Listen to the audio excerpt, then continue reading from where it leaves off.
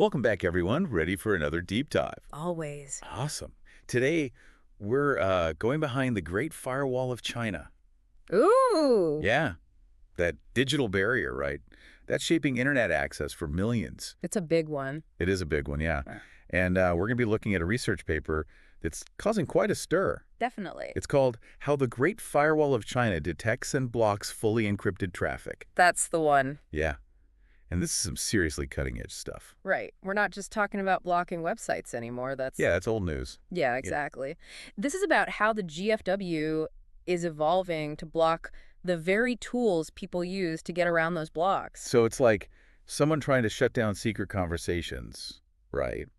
But not by actually understanding the secret language. Exactly. It's all about fully encrypted traffic. Mm. Think of it like a coded message. Okay. You know, tools like ShadowSox, VMS, and Ops4, they scramble data. Right. So it looks like random noise to anyone snooping. Okay, that makes sense. But if it just looks random, how can the GFW even know what to block? Well, that's the really interesting part. Yeah. They're not actually trying to decode the secret language. Huh. Instead, they're looking for things that don't look random. Oh, interesting. Yeah, it's surprisingly simple, Okay. but incredibly effective. I'm intrigued. So how does this spot the odd one out approach actually work? They've got this set of 5 basic rules, Okay. and if your internet traffic doesn't pass at least one of them, Yeah. it gets flagged. Hmm. So let's take the entropy assumption as an example, okay? Okay. It looks at the balance of ones and zeros in the data. Okay. Truly random data, like you'd find in encrypted traffic, has a pretty even split, like flipping a coin, you know? Right. But if it's lopsided, heavily favoring zeros, Yeah. it's more likely a normal protocol header. Okay. Those are like the basic instructions for sending data online. So like the GFW is saying, hold on, this doesn't look like a fair coin toss. Yeah, It's probably not encrypted. Let's block it just in case. exactly. And there are other checks, too. Okay. They look for recognizable characters. Like what? Letters, numbers, symbols, Right, things yeah. that wouldn't be in properly encrypted data. Oh, okay. Or they might check the very beginning of the data, looking for patterns that match known protocols, like TLS for secure websites, or HTTP for regular web traffic. So even if most of the data is encrypted, if it starts with something familiar, Right. they just let it through. Yeah, pretty much. That's interesting. Almost like they're only checking the packaging of the data, not the contents inside. Exactly. It's all about efficiency. Hmm. They're not wasting resources trying to decode everything, Right. just looking for the most obvious signs that something might be hiding.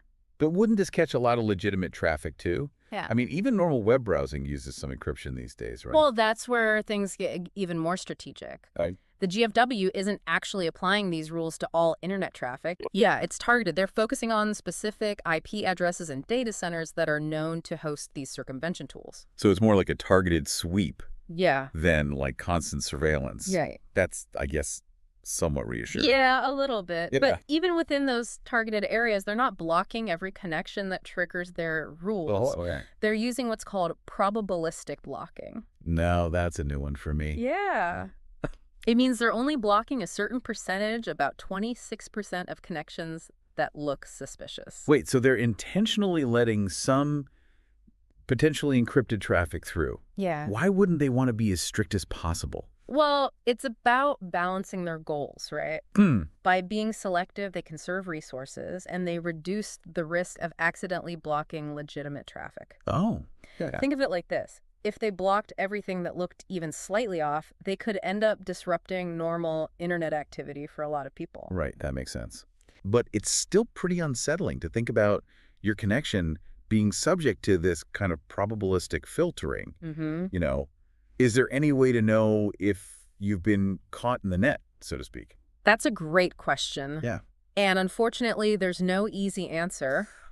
Oh. The GFW is deliberately opaque about its method, so it's difficult to know for certain why a particular connection might be blocked. But here's where it gets even more interesting. Okay.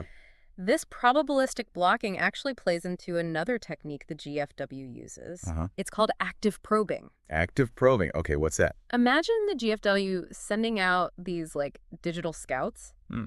to test if a server is actually a proxy server. Okay. You know, one of those tools used to bypass censorship. Right. Instead of just passively monitoring traffic, they're actively engaging with potential targets. So it's like they're knocking on the door to see who answers. Exactly. They send these specially crafted data packets to a suspected proxy server Okay. and then analyze the response. If it matches what they'd expect from a proxy, they've got their confirmation right, Right. and they can add it to their block list. That's pretty clever. Mm-hmm. A bit unsettling, but clever. Right. It's like they're trying to trick these servers into revealing themselves. Yeah, it definitely adds another layer to this cat and mouse game. Hmm.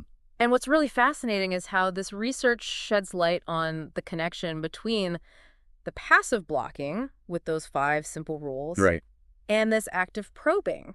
So are these systems working together, or are they totally separate? It seems to be a bit of both, actually. Okay. The passive blocking happens instantly, right? Yeah. Based on those 5 rules. Yeah. They don't wait for any confirmation from active probing. So if your traffic triggers one of those rules, you're blocked right away, Pretty much, yeah. even if the GFW hasn't actually proven that the server you're trying to reach is a proxy. That's what the research suggests. Wow. Yeah, in most cases, they block first and ask questions later, so to speak. So they're really prioritizing speed and efficiency. Over absolute certainty. Yeah. It's like they're casting a wide net, knowing they might catch some unintended targets along the way.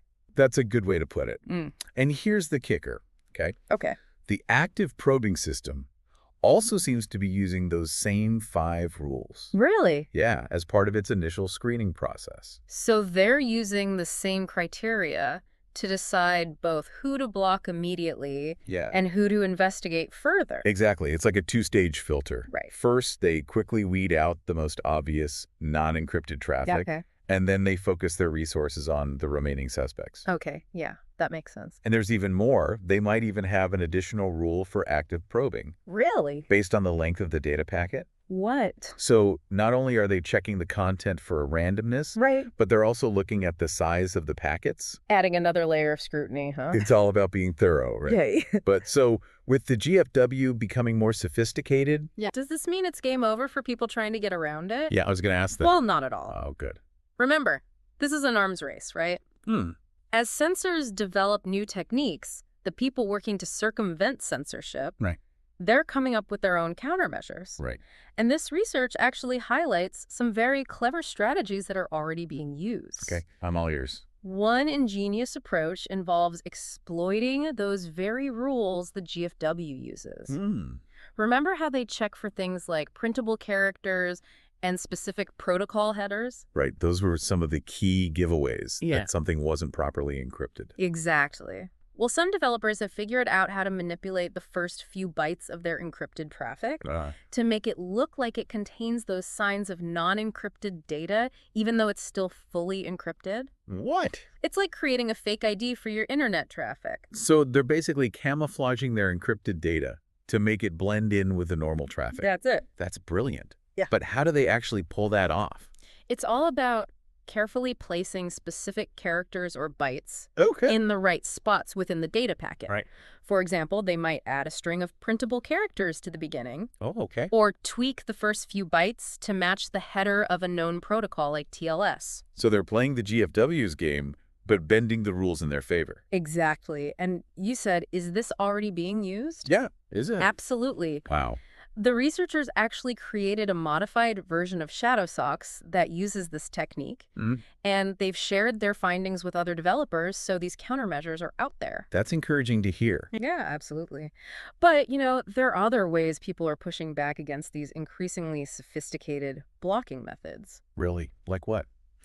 Well, this next one dives into some pretty technical details about how the GFW analyzes data. You remember the entropy exemption, right? Where they're looking for that perfectly balanced coin toss of ones and nails? Yep, that was a key part of their strategy for identifying encrypted traffic. Well, developers have figured out how to manipulate that very balance to make their encrypted traffic look less random, even though it still is. So how do they do that? They're strategically adding or removing ones and nails. What? Yeah, to adjust the entropy level, so it doesn't trip the GFW's alarms. Wow, so they're not just changing the content. Right. They're actually changing the underlying structure of the data Yeah. to make it less suspicious. It's like rearranging the pixels in an image to make it look like something else.